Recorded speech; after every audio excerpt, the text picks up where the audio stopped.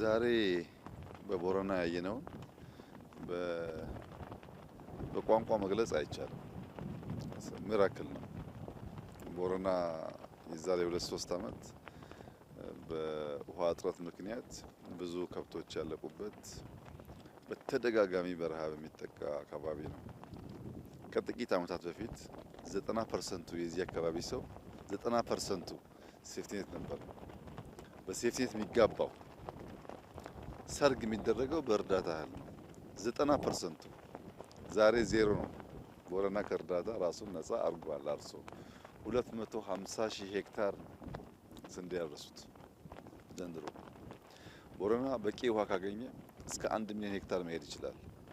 ራሱን መመገብ ብቻ ሳይሆን ሌላውም አካባቢ ለገበያ ሊወጣ የሚችል ምርት ማምጣት ይችላል። ትልቁ ችግር ውሃ ነው። ሰፊ ቦታ አለ፣ ለም መሬት አለ፣ ስራ ወዳድ ህዝብ አለ። ግን ውሃ አልነበረም። አሁን ውሃ ላይ ኢንተርቪን ያደረግን ነው።